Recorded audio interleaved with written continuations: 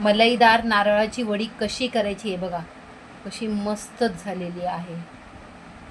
अगदी माव्यासारखी ही नारळाची बर्फी बनून तयार होते. अगदी मोजक्या साहित्यात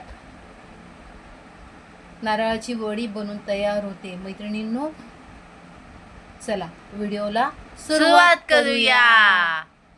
मी इथे एक नारळ फोडून घेतलेला आणि त्याची मागची साल काढून मिक्सरला फिरवून घेतलेला आहे. आणि वाटीच्या मापाने आहे ना 2 वाट्या खोवलेलं खोबऱ्याचा किस निघालेला आहे.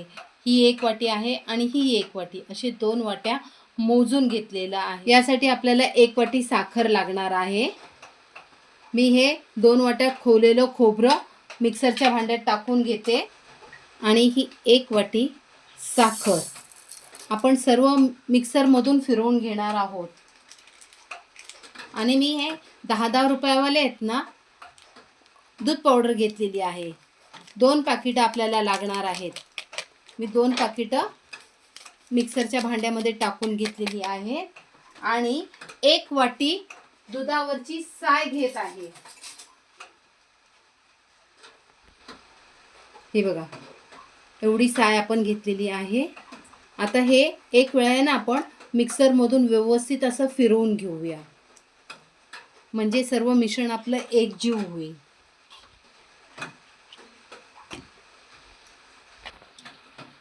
हे बघा, असं मिश्रण आपण मिक्सरमधून फिरवून घेतलेलं आहे. हे असं केल्यामुळे ना सर्व एकजीव होतं आणि आपलं कुठे जाडं भरडं खोबरं राहिलेलं असेल ते सुद्धा बारीक होऊन जातं. आता मी गॅसवर एक पॅन ठेवत आहे. त्यामध्ये अगदी थोडंसं 1 चमचाभर साजूक तूप टाकून घेतलेलं आहे.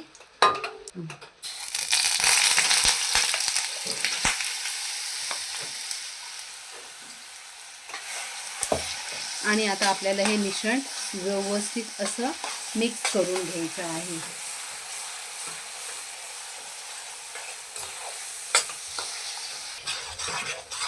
आपल्याला मिश्रण सुकेपर्यंत असं हलवत राहायचं आहे. अजिबात मिश्रण सोडून कुठेही जायचं नाही. सतत ढवळत राहायचं. जरा सुद्धा चमचा सोडायचा नाही किंवा पॅन सोडून कुठे जायचं नाही. कारण कसं, ह्याच्यात आपण सर्व साखर मिल्क पावडर टाकलेलं आहे ना, तर खाली करपू शकतं. म्हणून सतत ढवळत राहायचं. ही खोबऱ्याची वडी आहे ना, जशी बाहेर भेटते ना, अगदी त्याच पद्धतीची ही खोबरा वडी बनते. आणि आमच्या कोकणात आहे ना, असं कोण पाहुणे रावणे आले तर त्यांना गोड देण्यासाठी खोबऱ्याची वडी ही आवर्जून दिलीच जाते. ही कोकणातली खूप फेमस डिश आहे. तुम्ही तुमच्याकडे येणाऱ्या पाहुण्यांना काय देता? कसं असतं, आपल्याकडे येणाऱ्या पाहुण्यांना आपण आपल्या हातानं काय बनवून दिलं ना तर त्यांना पण बरं वाटतं. मुंबईला तर काय बाबा, सगळ्या वस्तू कशा बाहेर भेटतात ना, मिठाई पण बाहेर भेटते आणि सगळं बाहेर भेटतं. गावाला काही भेटत नाही. तर मग कोकणची भेट म्हणून आपली नारळाची बर्फी, आपली ही नारळाची बर्फी बनवली जाते आणि दिली पण जाते एक आठवण म्हणून. कोकणात कसे नारळ मुबलक प्रमाणात असतात ना, मग त्या नारळांचा काहीतरी वेगवेगळा प्रकार करून खावं असं वाटतं माणसांना. जसं नारळाची बर्फी झाली. नारळाचे बरेचसे प्रकार आहेत, जसं की नारळाचा मोदक पण असतो ना आपल्याकडे. मम्मी, हे मिश्रण अजून किती वेळा असंच हलवत राहायचं? जोपर्यंत मिश्रण व्यवस्थित सुकलं जात नाही, म्हणजे आपल्या वड्या चांगल्या होणार नाही. जर मिश्रण चांगलं सुकलेलं नसलं तर. व्हिडिओ मध्ये तुम्ही पाहू शकता. कमीत कमी 5 ते 7 मिनिटं मिश्रण असंच सतत ढवळत राहायचं आहे. असं आपण केलेलं मिश्रण असा गोळा व्हायला लागला ना की आपलं मिश्रण होत आलेलं आहे असं समजायचं. हे बघा, पॅन सोडायला लागलेलं आहे ना. आता ज्याच्यात तुम्हाला बर्फी सेट करायची आहे त्या भांड्याला आता आपण तूप लावून घेऊया.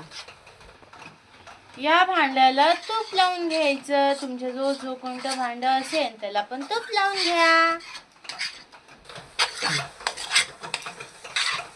असा आपला मिश्रणाचा गोळा झाला की असा हातावर घेऊन बघायचा.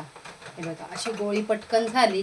मग आता आपलं हे मिश्रण झालेलं असं समजावं. आता मी गॅस बंद करते आणि हे मिश्रण ज्या भांड्यात आपल्याला वडी सेट करायची आहे त्या भांड्यात टाकून घेते.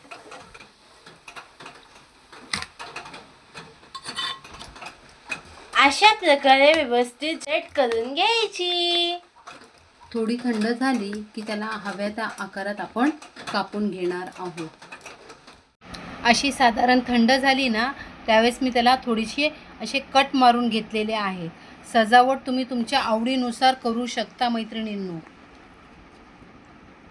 आता असे ह्याचे कोपरे सोडून घेऊया आपण.